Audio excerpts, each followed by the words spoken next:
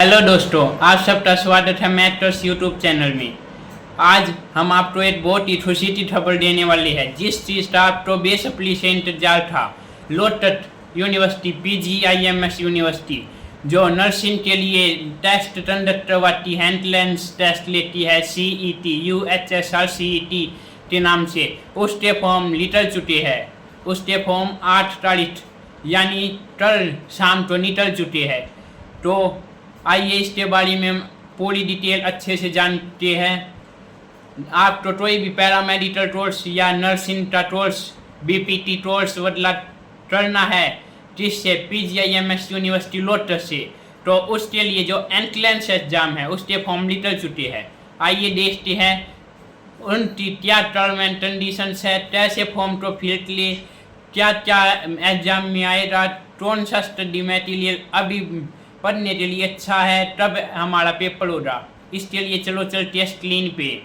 Form के लिए मैं UHSR की साइट पे जाना होगा, PGIMS की साइट पे, जो कि है UHSRCET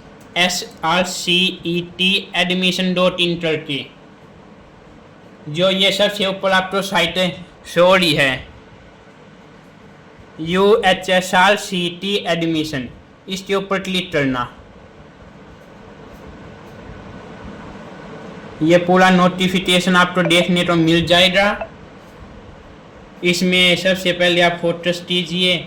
यहाँ पे जो उन्होंने ऑनलाइन रजिस्ट्रेशन की बोला है वो 8/8/2025 से 8 तारीख से 27 तारीख यानी कि ऑलमोस्ट 20 दिन का टाइम उन्होंने आपको दिया है। कोई भी फॉर्म में एडिटिंग करनी हो वो भी आप इसी 8 से 27 के बीच कर सकते हो। फिर जो उन्होंने एडमिट कार्ड की डेट दी है वो दी है 2 सितंबर, जो कि है टेंटेटिव डेट, नॉट फाइनल। उसके बाद है CET एग्जाम डेट, वो है 7/9/25 यानी कि 7 सितंबर 2025 को आपका CET का पेपर उन्होंने टेंटेटिव बोला है, बट 99% ये आपकी फाइनल डेट है। 8% चांसेस है पोस्टपोन्ड होने का, वरना ये पोस्टपोन्ड नहीं होगी, यही आपकी फाइनल है। तो इसी तो आप फाइनल मान के इसी के ऊपर आप प्रिपरेशन लो, क्योंकि ये सोच लो कि आपका 7 तारीख को एग्जाम बिल्कुल पक्का होना है। अब देखते हैं इनकी टर्म एंड कंडीशंस क्या है।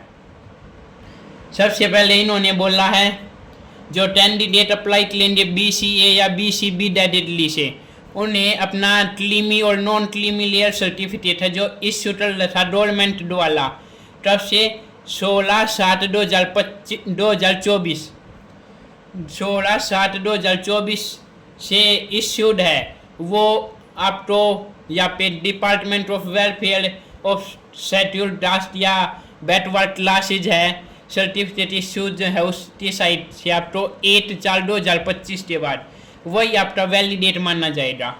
कौन सा सर्टिफिकेट, या तो आपका government of Haryana notification number 40132024 के अकॉर्डिंग 16/7/2024 के बाद इश्यू है, तो उसको वैलिडेट मानेंगे। या फिर आपका जो scheduled caste and backward classes के द्वारा इश्यूड सर्टिफिकेट है 8/4/2025 के बाद का, वही आपका कंसिडर दिया जाएगा। उससे पहले आपका कोई भी सर्टिफिकेट BCB और BCA कैटेगरी के लिए मान्य नहीं होगा।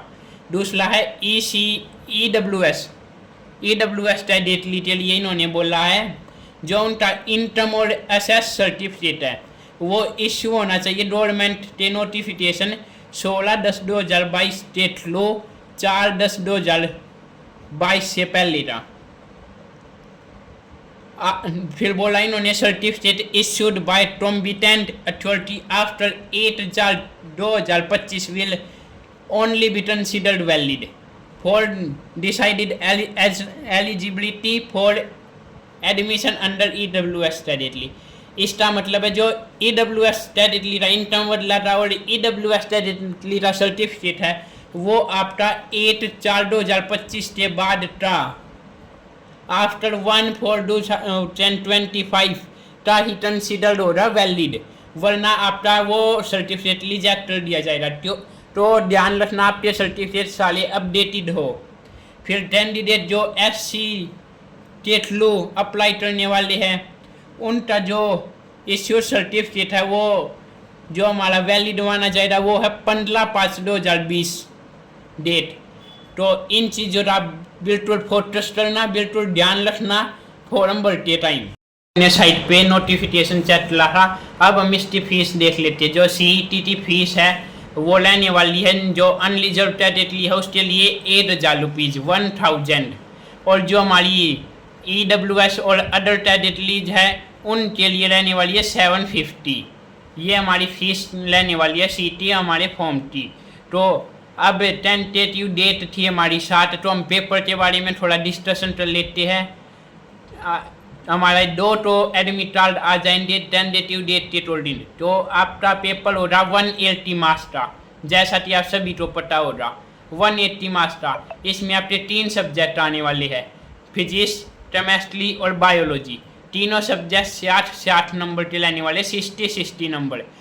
हर सब्जेक्ट के 60 क्वेश्चन हो गए, 60 क्वेश्चन, और हर क्वेश्चन 8 नंबर का होगा। आपको पेपर के लिए वही 3 घंटे का टाइम मिलेगा। कोई भी नेगेटिव मार्किंग नहीं होती। तो जो क्वेश्चन ना आता उसमें आप लॉजिक लगाते या टुक्का मार के आ सकते हो। आपका में भी वो ठीक लिख लाए, क्योंकि नेगेटिव मार्किंग तो है नहीं, तो किसी बात का में डर नहीं है। तो हर एक सब्जेक्ट के 60 क्वेश्चन आएंगे। आपको पास होने के लिए बोले या काउंसलिंग में पार्टिसिपेट करने के लिए 54 मार्क्स का होना जरूरी है। और फिर आपको काउंसलिंग के टाइम पे अलग अलग कॉलेजेज मिलेंगे, वो आपकी मार्क्स और उनकी कट ऑफ के अकॉर्डिंग लेंगे, जिसको हम अगली वीडियो में डिस्कस लेंगे। अभी हम यहाँ पे डिस्कस कर लेते हैं फिजिक्स, केमिस्ट्री और बायोलॉजी कौन सी 11th और 12th की। उसमें से कौन सा स्टडी मटेरियल हमें अभी पढ़ना चाहिए, कौन सा स्टडी मटेरियल मोस्ट इम्पोर्टेंट है जो हम अभी पढ़ते हैं, थोड़ा हम अपनी प्रिपरेशन को अच्छा कर सके। तो इन सब के लिए आप मेरे पास मैसेज कर लें। मैं अपना नंबर डिस्क्रिप्शन बॉक्स में दे दूँगा, और कमेंट सेक्शन में भी आपको नंबर देखने को मिल जाएगा। व्हाट्सएप पे अपनी कम्युनिटी है मैथ प्लस के नाम पे, उसको ज्वाइन ले। वहाँ पे आपको most important questions, test series, सारी चीज़ें बिल्कुल देखने को मिलेंगी, वो भी बिल्कुल फ्री में। ये थी हमारी CET के बारे में थोड़ी सी नॉलेज। अब आपको हम अगली वीडियो में ये भी बता देंगे कि फॉर्म कैसे भरना है, हाउ टू फिल फॉर्म। यदि आप कई साइपर डैप या टैप बदला पे जाके फॉर्म ना भरवाना चाहते हो, खुद आपको फॉर्म भरना हो, तो आप कैसे फॉर्म भरेंगे वो भी हम अगली वीडियो में दे देंगे। क्यों, बाय बाय।